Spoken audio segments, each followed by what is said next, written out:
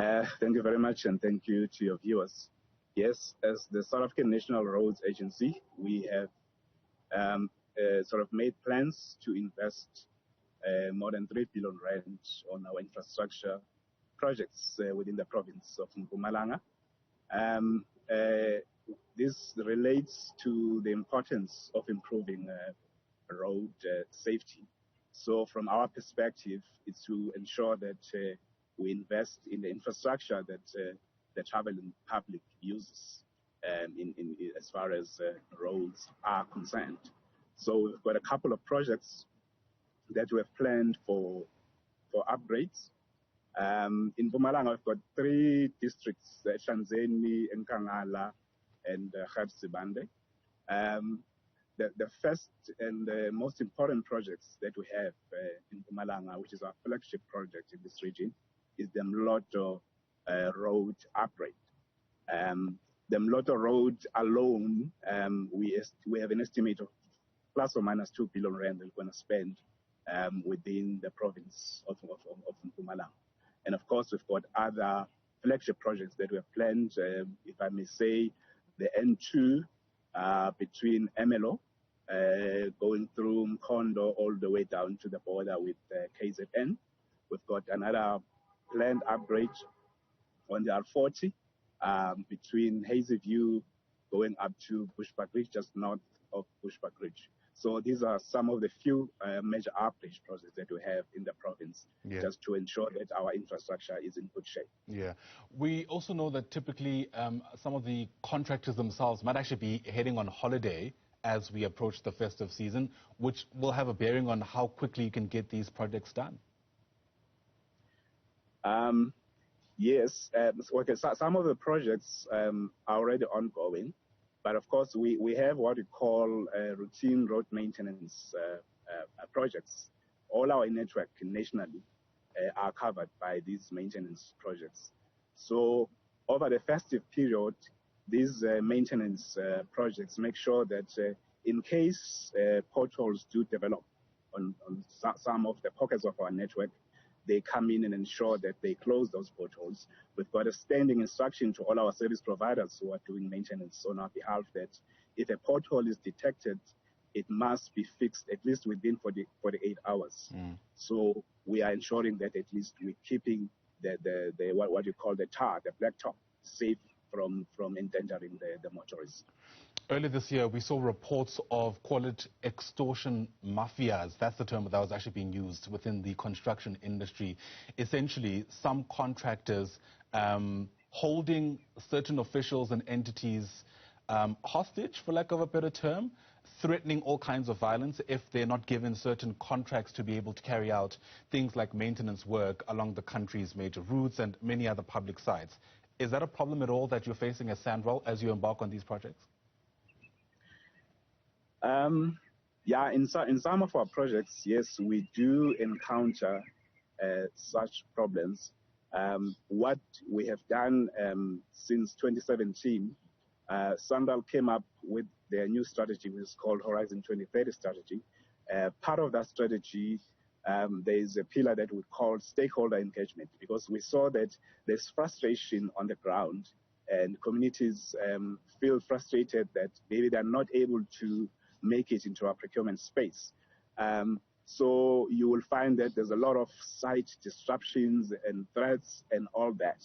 So since we started with our stakeholder engagement, we have engaged groups, business forums, to try and understand the frustration from their side and see how we can assist local businesses to participate in our procurement space. Where there are issues of just pure criminality and thuggery, I think that is a separate issue that I think the law enforcement should deal with it very severely. But I think sometimes it's a bit difficult to differentiate between people who are frustrated because they want to participate in the procurement space and those who are just doing criminal activity. Yeah. And I imagine that really complicates how you move forward. In the discussions that you've been able to have so far, what have you been able to ascertain around what underpins this frustration, outside of people just feeling I guess, excluded? Or is that really where the rubber hits the road here?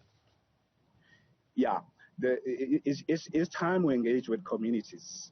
This thing always comes out very strong, that they feel very excluded. They see people working next door to where they stay, and they will say, but these companies, we can do the same work that these people are doing here.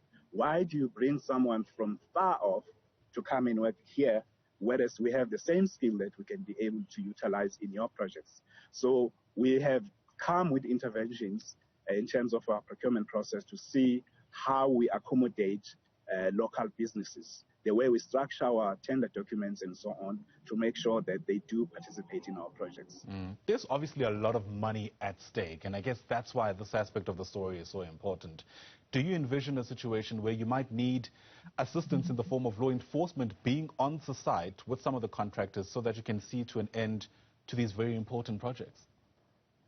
Yes, where there's an element of explicit criminality, yes, I think we really do need the intervention of the law enforcement. Because, I mean, we are an engineering institution or a project management institution.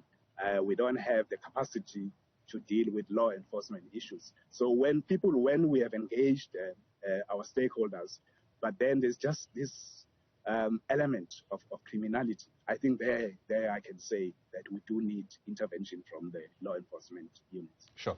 It's a complex problem, and to be fair, it doesn't only exist within construction for SANRAL. I'll admit that much. It's certainly, like I mentioned earlier, what's now being termed a kind of construction mafia takeover across various sites in the country.